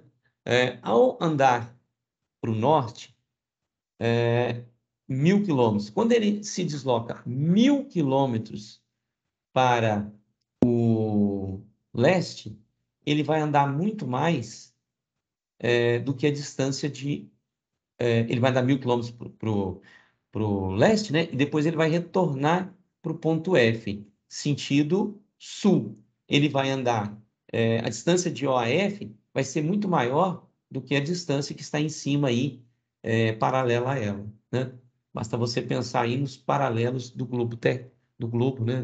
Do planeta Terra, tá? Uma outra questão: se conseguíssemos esticar uma corda de 500 quilômetros em cima do mar para que ela ficasse em nível, será que ela formaria uma reta euclidiana? Ora, é fácil verificar que a corda esticada formaria uma geodésica, um arco sobre a superfície da Terra. Ou seja, nesse caso, obedece uma curvatura da Terra, né? E parece estranho, mas todos os pontos dessa geodésica ficariam em nível, no mesmo nível, pois todos estão à mesma distância do centro da Terra. Uma terceira pergunta: ao tomarmos um círculo euclidiano, um disco, né, de um círculo ou disco de raio 1.000 quilômetros, como que esse círculo ficaria se fosse colocado sobre a Terra, né? Então, você vai imaginar o seguinte, ó, essa figura à esquerda, tá? Esse aí é um disco de raio 1.000. Quando eu coloco ele sobre a superfície da Terra, né, ele vai apoiar sobre a superfície, né? Ele vai apoiar, ele não vai ficar esticadinho como se fosse um chapéu ali, ó. Ele vai apoiar na superfície. Nesse problema, podemos verificar que a figura da esquerda tem esse círculo euclidiano rígido, né, com aba sobre a Terra, mas na figura da direita, que ao tentar assentar o círculo sobre a superfície esférica, vai ver que sobra tecido, tem parte de tecido dobrado aí. Portanto, a área e o perímetro desse círculo, após assentá-lo sobre a superfície, torna-se menor do que o círculo euclidiano. Agora há pouco eu mostrei na geometria hiperbólica que ia faltar tecido, tive que rasgar. Aqui está sobrando. Então, aqui a área do círculo é menor do que πr ao quadrado. E o comprimento do círculo é menor do que 2πr. Uma quarta situação: ao desenharmos um triângulo na superfície de uma esfera, o que podemos dizer sobre a soma das medidas dos seus ângulos internos? Eu vou desenhar um triângulo na superfície da Terra. Não sei se vocês vão conseguir imaginar aí o que eu fiz, né? Olha o ponto A, que seria o polo norte da superfície da Terra. Olha o ponto B, que seria um ponto do Equador. E o ponto C, um outro ponto do Equador. De forma que, nos 3 vértices, eu tenho ângulos de 90 graus. Logo, a soma dos ângulos internos desse triângulo é 270, ou seja, maior do que 180. E aqui dá para você imaginar que, se eu fechar um pouquinho o ângulo de cima, os dois de baixo continuam como 90, o de cima 45, a soma 235, soma maior do que 180. E mais fácil de enxergar isso ainda, essa situação, onde o triângulo maior tem 2 ângulos de 90 graus, mais o ângulo lá de cima. E à medida que eu vou diminuindo o vértice que está no alto, eu vou diminuindo esses ângulos e a soma das medidas vai se aproximando de 180. A geometria esférica, né? A gente adota que um ponto é um ponto sobre a superfície, tá? Uma reta na geometria esférica é um grande círculo. O que é um grande círculo? É um círculo que tem como centro o centro da esfera, tá? E aí, as retas são grandes círculos. E aí você vai pensar que esse grande círculo vai dividir a esfera em 2 partes iguais. Qualquer grande círculo que eu desenhar vai dividir a esfera em 2 partes iguais. E aí você tem, então, exemplos de 3 grandes círculos, e esses 3 grandes círculos formam aí a interseção 2 a 2 formam um triângulo de vértices A, B e C. Isso seria a geometria na esfera. Retas são círculos. Você vai se imaginar em cima do globo terrestre e uma reta. É uma reta que vai indefinidamente sobre o ciclo. Ele vai dar a volta sobre a face da Terra, né? Vai dar a volta e vai chegar onde você está depois dos 360 graus. Então, isso é uma reta, é um grande círculo, né? E aí, para você explorar uma situação da geometria não euclidiana elíptica, usando como pano de fundo o globo terrestre, né? O Equador é um grande círculo, né? Você tem aqui os meridianos, que são grandes círculos, né? E o que a gente está chamando de paralelos aí não são grandes círculos, são círculos menores. Aqui, ó, paralelo, não sei se vocês estão visualizando aí, paralelo, ó, seria esse círculo aqui, ó. Ele não é um grande círculo, isso aqui seria um segmento de reta. Grande círculo seria reta, isso aqui é um pedaço de reta. E aí você explora em cima da circunferência, em cima do globo terrestre, alguns conceitos da geometria. E aí vem algumas sugestões, né? Use isopor com as borrachas de amarrar dinheiro para formular os grandes círculos, né? Use uma adaptação do transferidor, né? Use o globo terrestre, e aí você pode explorar explorar a geometria esférica no globo terrestre, tá bom? Bom, gente, estou dando uma adiantadinha aqui agora, sendo mais rápido, estamos acabando, né? Aí eu volto lá no começo, né? Nas figuras de Escher. Onde é que entra a geometria não euclidiana aqui? Pois bem, um outro matemático, Henri Poincaré, criou o que ficou conhecido como disco de Poincaré, que é esse disco que está aí ao lado, né? É um disco chamado de sigma, essa letra grega sigma, né? Aonde você tem alguns exemplos de retas, e as retas nesse círculo são arcos perpendiculares à circunferência do círculo de Poincaré, né? E aí você está formando um triângulo, por exemplo. E aí quando você olha para isso aqui, né? Quando você olha para essa figura, você vai reconhecê-la também aqui, ó. Alguns traços daquela figura aqui. Então, Escher usou o disco de Poincaré para criar essa figura, dando essa imagem tridimensional, né, de uma esfera. Mas essa foi uma representação desenhada em cima de uma figura plana, que foi o disco de Poincaré. E, né, caminhando já para fechar, gente, a geometria de Tax, que eu falei lá atrás, né, que é uma geometria que ela, de alguma forma, fere preceitos da geometria euclidiana, por isso ela é tida como geometria não euclidiana, tá? Demorou para ser aceita como geometria não euclidiana, mas ela é aceita como geometria não euclidiana, porque ela nega alguns conceitos da geometria euclidiana, como, por exemplo, que o menor segmento que une dois pontos é único. Isso não é verdade. O menor caminho que eu pego para seguir entre dois pontos, como nessa figura para a direita, pode não ser único, né? Não é único. Eu tenho vários caminhos mínimos que eu posso percorrer.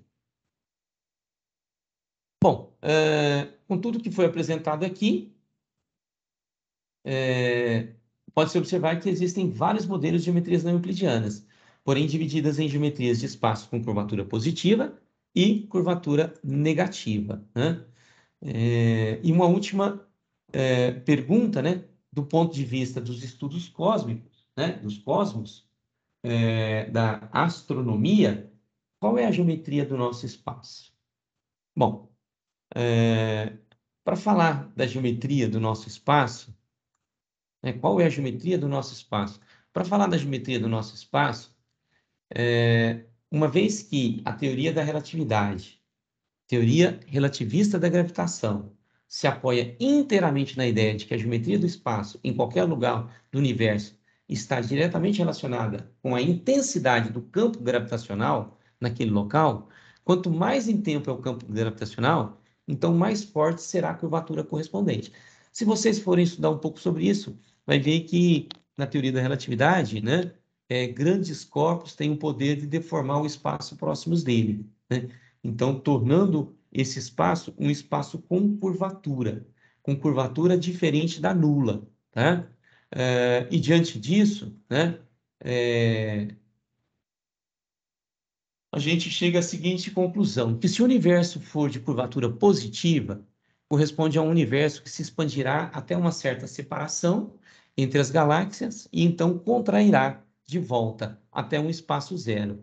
Então ele vai expandindo, expandindo, expandindo, chega um ponto que ele volta e volta para se compactar num único ponto, numa única situação, né? Que é o chamado universo fechado.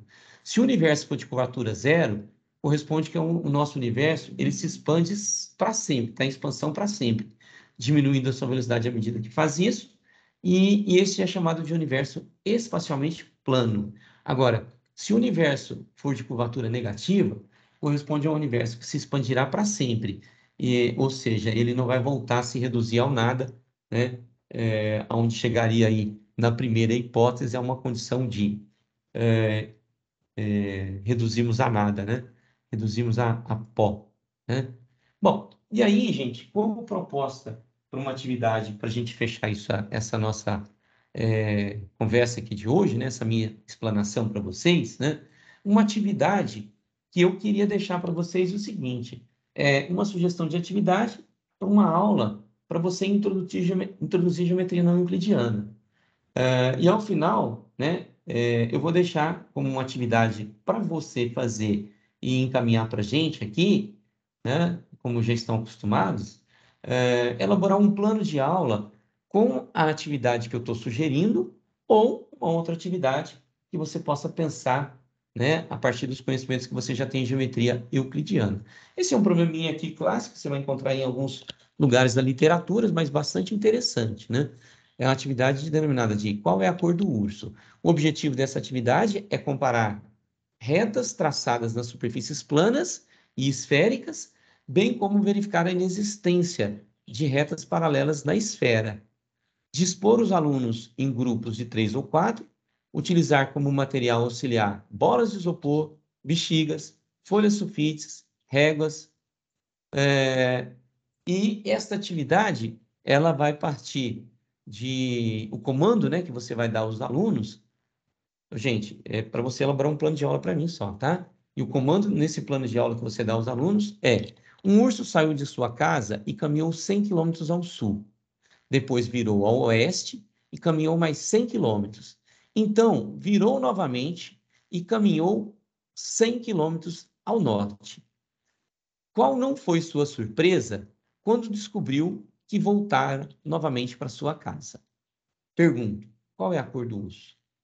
Bom, aí, para desenvolver essa atividade, propõe-se que os alunos desenhem em uma folha de sulfite a viagem do urso, né? Comentar com os colegas de seu grupo as conclusões que eles chegaram e anotá-las. Depois, é possível investigar, né? O segundo passo, uma ação de investigação que é responder a seguinte pergunta: é possível para o urso chegar ao mesmo lugar em que ele iniciou uma caminhada, como a descrita acima? Caminhou 100 quilômetros para o norte, 100 para o oeste e 100 para o sul, e chegou em casa, né? Então, ele fez 3 pernas, mudando as suas rotas em 90 graus. Então, quando eu saio de caminhar para norte para caminhar para oeste, é 90 graus. Oeste para o sul, mais 90 graus, né? Esboce sobre sua esfera o desenho da viagem do urso. Relate as conclusões a que chegaram. Então, e no final aí, os alunos têm que responder qual era a cor do urso. Quando eles encontrarem qual é a única posição possível do globo terrestre para que acontecesse dele voltar para casa, eles vão entender que esse é um urso polar, esse é um urso de cor branca. Tá certo? Ô, gente, falei muito, né? Falo demais, meus alunos me falam disso, né? Mas, enfim, né? Era o que eu tinha pensado em trazer para vocês. Uma breve consideração histórica da geometria não euclidiana, né? Uma breve caracterização das geometrias não euclidianas, tá? Espero aí que quem nunca tenha ouvido falar sobre geometrias não euclidianas, se é que alguém nunca ouviu falar, né, tenha compreendido que, né, a gente transcende, sai daquela conotação, como foi sugerida pelo Dimas aqui, de ir lá para o quadro fazer, né? Não dá para discutir a geometria euclidiana no quadro, a não ser que você use desenhos em perspectivas tridimensionais, como é o proposto pelo Escher, né, nas suas obras, o artista, né, que apresentei para vocês agora há pouco, tá? E aí seguem alguns dos documentos que eu consultei para tirar informações, para tirar figuras, tá? Para projetar aqui para vocês. E o meu muito obrigado, né? Em nome, o meu muito obrigado e o muito obrigado em nome do Cefet, por vocês estarem mais um dia aqui conosco, né? Nessa oportunidade dessa atividade de extensão, que é o Cefet interagir com a sociedade, levar para nossas comunidades, nos nossos entornos, mesmo que esse entorno não seja tão próximo, um pouco do que a gente faz, um pouco do que a gente fala e um pouco do que a gente estuda, tá bom? Bom, eu não sei, né? Vou voltando aqui para o chat. Bacana. Suelen, você quer os slides, né? Posso sim, posso, tá? Obrigado, Amanda. Rafa, né? Não sei se é Rafael ou Rafaela, mas Rafa. Desde 2012 não estudava, bacana, que bom, né? Eu agradeço vocês, peço desculpa aí pela, né, algumas das minhas falhas, né? Por mais que eu tenha passado 2 anos na frente de um computador dando aula, eu disse que eu não voltava mais a fazer isso, porque eu não tinha gostado disso, mas estou aqui hoje, né? E vou voltar mais vezes, né? Tem que aprimorar. Sala de aula, eu comecei lá 28 anos atrás, eu era muito ruim, né? Hoje eu deixei de ser muito ruim, passei a ser ruim lá na sala de aula, tá? Então eu evoluí, tá? Então eu espero também, talvez, conseguir evoluir um dia aqui usando essas mídias, tá bom? Bom, gente, obrigado, Suelen, tá? Vamos fazer o seguinte, como é que eu vou disponibilizar esses slides para vocês?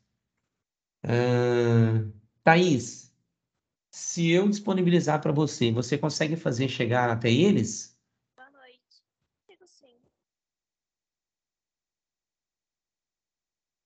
Boa noite. Consigo sim. Tá me ouvindo? Thaís, está tão baixinho, você pode só repetir? Eu vi que você falou, mas foi muito baixo. Eu consigo sim. Tá conseguindo me Perfeito. agora? Então, oi? Oi? Tá. Gente, então eu vou encaminhar para a Thaís, tá? E ela passa para vocês. Lembrando que esta videoaula foi gravada e vai ser disponibilizada no canal do YouTube, tá? Vocês também terão acesso a ela. Videoaula não, hein, gente? Essa nossa conversa. Ô, gente, muito obrigado. Se alguém quiser perguntar, se alguém quiser falar, abra o microfone, fiquem à vontade. Aqueles que já estão por satisfeitos, né, podem ir. Agradeço imensamente essa oportunidade que vocês me deram, né? E espero que a gente possa repetir isso em outro momento, em outras vezes, né? Que a partir de 2023 o Cefet tenha isso como tônica, né? Abrir esse espaço para a gente possa conversar e quem sabe abrir um espaço para que vocês também venham oferecer, não só para nós, como para os colegas que estão aqui, né? Um pouco das experiências de vocês. Vou trocar umas ideias com o professor Cristiano, de que, quem sabe, numa segunda versão desse projeto, abra para qualquer um de vocês tenha um espaço de vir mostrar o que de diferente você faz, né? Vai ser bastante interessante conhecer o seu jeito de ensinar alguma coisa, né? Que seja logaritmo, que seja exponencial, que seja progressões, que seja números complexos, né? O seu jeito traga para nós, tá bom? Gente, muito obrigado. Se quiserem, eu vou ficar por aqui, eu vou fechar meu microfone, vou abrir se alguém me perguntar. Se não, eu, né, já dou por ter despedido de vocês. Muito obrigado.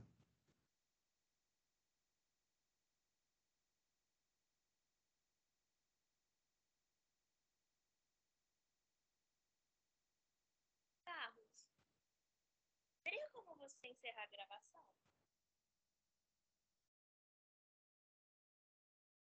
Encerrar a gravação.